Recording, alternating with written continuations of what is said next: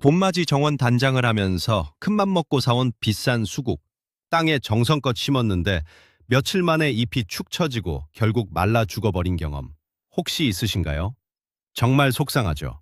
그런데 놀랍게도 여러분이 수국을 너무 사랑해서 했던 행동들이 오히려 수국을 죽이고 있었을지도 모른다면 믿어지시나요? 안녕하세요, 여러분.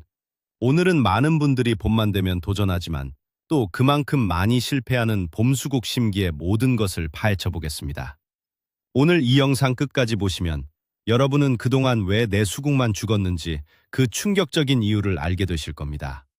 그리고 어떤 척박한 땅에서도 수국이 튼튼하게 뿌리를 내리고 여름 내내 탐스러운 꽃을 펑펑 피워내게 만드는 아주 특별하고 확실한 비법을 얻어가실 수 있습니다. 자, 시작하기 전에 하나만 여쭤볼게요. 여러분은 파란색 수국과 분홍색 수국 중에서 어떤 색을 더 좋아하시나요? 지금 바로 댓글로 여러분의 취향을 알려주세요. 수국은 그 이름에서부터 물을 뜻하는 한자가 들어갈 정도로 물을 아주 좋아하는 식물입니다. 원래 아시아가 고향인 이 아름다운 꽃은 오래전부터 동양의 정원을 장식해왔고 이후 유럽으로 건너가 전 세계 가드너들의 마음을 사로잡았죠. 하지만 수국이 아무리 물을 좋아한다고 해서 그냥 땅을 대충 파고 물만 잔뜩 준다고 잘 자라는 건 절대 아닙니다. 특히 온도가 오르기 시작하는 봄철은 수국을 심기에 가장 완벽한 타이밍이면서도 동시에 가장 섬세한 주의가 필요한 시기이기도 하죠.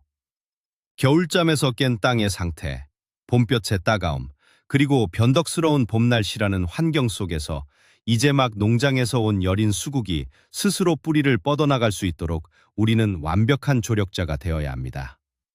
수국 심기는 단순한 노동이 아니라 하나의 생명이 새로운 집에서 살아갈 수 있도록 섬세한 환경을 설계해주는 아주 멋진 과정입니다. 가장 먼저 짚고 넘어가야 할 것은 바로 수국을 심는 타이밍과 온도의 관계입니다. 많은 분들이 봄이 왔다는 달력을 보자마자 꽃집으로 달려가 수국을 사서 당장 땅에 심으려고 하십니다. 하지만 여기서 진짜 치명적인 실수가 발생합니다. 겉보기에는 따뜻한 봄날 같아도 땅속 온도는 아직 한겨울인 경우가 아주 많거든요. 얼어붙은 땅이 완전히 녹지 않은 상태에서 수국을 심는 것은 비유하자면 갓난아기를 얼음물 목욕통에 집어넣는 것과 똑같이 가혹한 일입니다. 어린 뿌리들이 냉해를 입어 그 자리에서 바로 성장을 멈춰버리기 때문이죠. 그렇다면 언제가 가장 좋을까요? 지역마다 다르겠지만 보통 마지막 서리가 내리고 난 후 낮 기온이 꾸준히 15도 이상으로 올라가고 삽으로 흙을 팠을 때 50cm 깊이까지 흙이 부드럽게 파지는 시기가 완벽합니다. 만약 아직 백에 입김이 나고 땅이 단단하다면 수국을 당분간 화분채로 밟고 서늘한 실내에 두면서 땅이 포근하게 데워지기를 기다려야 합니다. 이 작은 기다림이 수국의 생사를 결정하는 첫 번째 단추라는 사실을 꼭 기억해 주세요. 자, 이제 심을 시기를 정했다면 두 번째로 중요한 것은 어디에 심을 것인가? 바로 위치와 햇빛의 조건입니다. 여기서 우리가 반드시 깨부숴야 할 거대한 환상이 하나 있습니다. 바로 수국은 무조건 그늘에서 키워야 한다는 착각이죠. 맞습니다. 수국은 땡볕을 싫어합니다. 하지만 그렇다고 완전히 캄캄하고 볕이 들지 않는 나무 밑이나 건물 뒤편 구석에 심으면 잎만 무성하게 자랄 뿐 평생 단 한 송이의 꽃도 피우지 않는 우울한 식물이 되어버립니다. 수국에게 가장 완벽한 위치는 하루 중 오직 아침 햇살만 부드럽게 서너 시간 정도 받고 정오부터 오후 내내 이어지는 뜨겁고 따가운 햇빛은 가려지는 곳입니다. 쉽게 말해 우리가 아침 일찍 산책할 때 기분 좋게 쬐는 햇살은 수국에게 보약이지만 한여름 한낮에 피부가 타들어갈 것 같은 햇빛은 수국의 넓고 얇은 잎을 바싹 태워버리는 독약이 됩니다. 따라서 큰 나무의 동쪽 아래나 집의 동쪽 벽면 앞이 수국이 가장 좋아하는 명당 자리라고 할 수 있습니다. 자리를 고를 때는 꼭 오전 11시 이후에 햇빛이 어떻게 변하는지 하루 정도 주의 깊게 관찰해 보시는 것을 강력히 추천합니다. 위치를 정했다면 이제 본격적으로 흙을 만질 차례입니다. 흙 배합과 산성도는 수국 심기의 하이라이트이자 마법이 일어나는 순간입니다.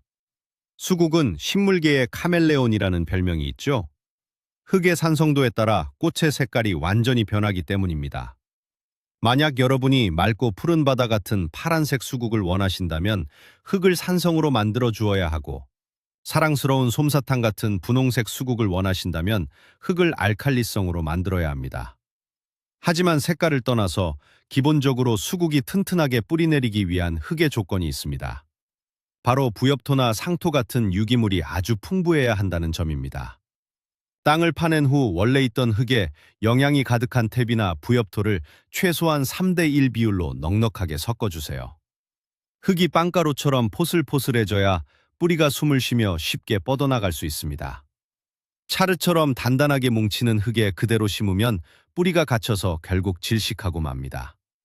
흙을 섞을 때는 마치 맛있는 케이크 반죽을 정성껏 치대듯이 공기가 잘 통하고 영양분이 고르게 퍼지도록 부드럽게 만들어주시는 것이 핵심입니다. 이제 수국이 들어갈 집, 즉 구덩이를 팔 시간입니다. 구덩이 파는 것을 너무 쉽게 생각하시면 안 됩니다. 여기서도 아주 중요한 원칙이 하나 숨어 있거든요. 구덩이의 크기는 수국이 원래 담겨있던 화분 크기보다 너비는 최소 2배에서 3배 정도 넓게 파야 하지만, 깊이는 원래 화분의 흙 높이와 똑같거나 아주 살짝만 얕게 파야 한다는 것입니다. 넓게 파는 이유는 뿌리가 양옆으로 쉽게 뻗어나갈 수 있도록 주변 흙을 부드럽게 만들어주기 위함입니다. 그런데 여기서 물빠짐, 즉 배수를 확인하는 놀라운 테스트 방법을 하나 알려드릴게요. 구덩이를 다 팠다면 그 안에 물을 가득 채워보세요. 만약 이 물이 30분이 지나도 빠지지 않고 그대로 고여 있다면 그곳은 수국을 심기에 최악의 장소입니다. 마치 우리가 하루 종일 물이 가득 찬 장화를 신고 있는 것처럼 수국의 뿌리도 금방 썩어버리고 말 테니까요. 물이 잘 빠지지 않는다면 바닥에 굵은 마사토나 자갈을 깔아서 물길을 만들어주거나 아예 땅을 원래보다 더 높게 돋워서 심어주는 방식을 택해야만 수국을 안전하게 살릴 수 있습니다. 구덩이까지 완벽하게 준비되었다면 이제 화분에서 수국을 꺼낼 차례입니다. 이 5번째 단계야말로 수국의 생존 확률을 가장 크게 끌어올리는 결정적인 순간입니다. 화분에서 꺼낸 수국의 뿌리를 한번 자세히 살펴보세요.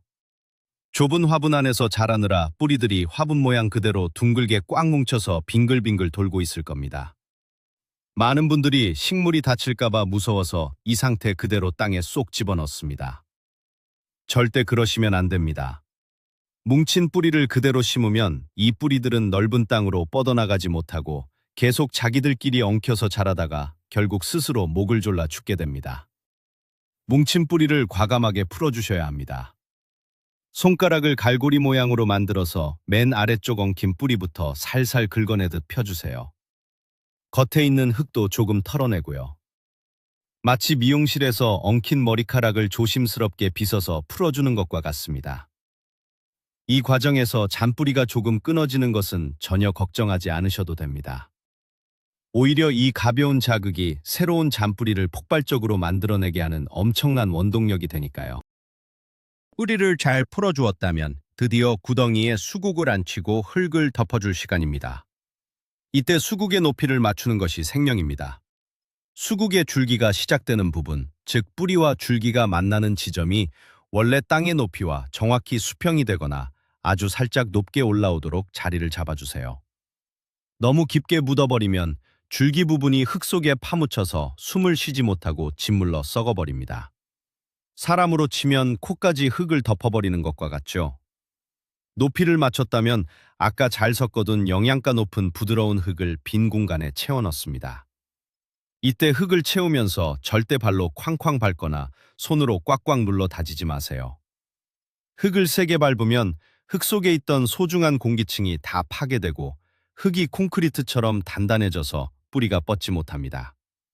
흙을 절반 정도 채운 뒤에 가볍게 손으로 토닥토닥 두드려만 주고 나머지 흙을 마저 덮어주면 충분합니다. 흙 사이의 빈 공간은 우리가 다음 단계에서 물을 줄 때 아주 자연스럽게 메워지게 되니 걱정하지 않으셔도 됩니다. 7번째 단계, 심기의 하이라이트이자 가장 중요한 첫 번째 물주기입니다. 흙을 다 덮었다고 끝난 게 아닙니다. 심고 나서 바로 주는 첫 물은 식물의 생사를 가르는 마법의 생명수와 같습니다. 겉흙만 살짝 적시는 찔끔찔끔 물주기는 절대 금물입니다. 뿌리 끝까지, 그리고 새로 판 구덩이 주변의 흙 전체가 흠뻑 젖도록 엄청난 양의 물을 주셔야 합니다. 물조리개로 비오듯이 천천히 물이 웅덩이처럼 고였다가 스며드는 과정을 3번에서 4번 정도 반복하세요. 이렇게 물을 듬뿍 주는 진짜 이유는 단순히 목을 축이기 위해서가 아닙니다. 물이 흙 속으로 깊게 스며들면서 흙 속에 남아있던 커다란 공기 주머니들을 밀어내고 흙과 뿌리가 완벽하게 찰싹 달라붙게 만들어주는 아주 중요한 진공포장 역할을 하기 때문입니다. 만약 뿌리 주변에 빈 공기층이 남아있으면 그 부분의 뿌리는 말라 죽게 됩니다. 물이 다 스며든 후에 혹시 흙이 푹 꺼진 곳이 있다면 그곳에만 흙을 조금 더 보충해 주시면 완벽한 첫 물주기가 완성됩니다. 자, 드디어 대망의 마지막 8번째 단계, 바로 멀칭입니다. 멀칭이라는 단어가 조금 낯설게 느껴지실 수도 있겠지만 쉽게 말해 수국의 뿌리 덮개를 만들어주는 것입니다. 나무 껍질인 바크나 마른 낙엽, 볏짚 등을 이용해 수국 주변의 흙을 한 뼘 정도 두께로 푹신하게 덮어주세요. 이 멀칭은 정원 가꾸기에서 진정한 1등 공신입니다. 봄바람과 햇빛에 흙의 수분이 날아가는 것을 완벽하게 막아주어 물 주는 횟수를 확 줄여주고 얄미운 잡초가 자라나는 것도 막아줍니다. 게다가 아침 저녁으로 급격하게 변하는 봄의 온도 차이로부터 여린 뿌리를 보호하는 따뜻한 이불 역할까지 해내죠. 하지만 여기서 주의할 점 하나. 멀칭 재료를 덮을 때 수국의 중심 줄기에 닿도록 바짝 붙여서 덮으면 절대 안 됩니다. 줄기와 멀칭 재료 사이에는 최소 주먹 하나 들어갈 정도의 빈 공간을 비워두어야 합니다. 줄기에 젖은 낙엽이나 나무 껍질이 계속 닿아 있으면 통풍이 안 되어 곰팡이가 생기고 줄기가 썩어버리기 때문입니다. 마치 우리가 겨울에 따뜻한 목도리를 두르지만 숨을 쉴 수 있게 코와 입은 열어두는 것과 같은 이치입니다. 자, 어떠셨나요? 단순히 흙을 파고 꽃을 심는 줄만 알았던 수국 심기에 이렇게 놀랍고 섬세한 과학과 노하우가 숨어 있다는 사실, 정말 흥미롭지 않으신가요?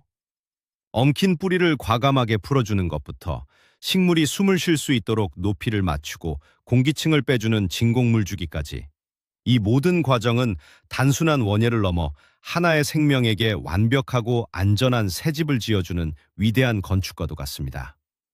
오늘 제가 알려드린 이 8가지의 비밀스러운 단계들을 그대로만 따라 하신다면 여러분의 수국은 단 하나도 죽지 않고 튼튼하게 뿌리를 내려 다가올 여름, 여러분의 정원을 세상에서 가장 아름다운 수국 축제 장소로 만들어줄 것입니다.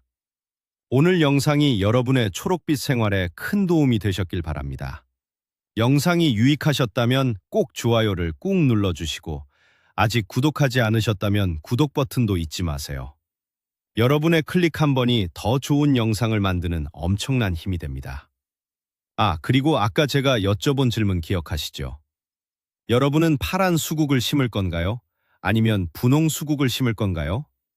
지금 바로 댓글창에 여러분의 예쁜 계획을 남겨주세요. 여러분의 정원 이야기가 정말 궁금합니다. 그럼 저는 다음 영상에서 더 유익하고 재미있는 식물 이야기로 찾아오겠습니다.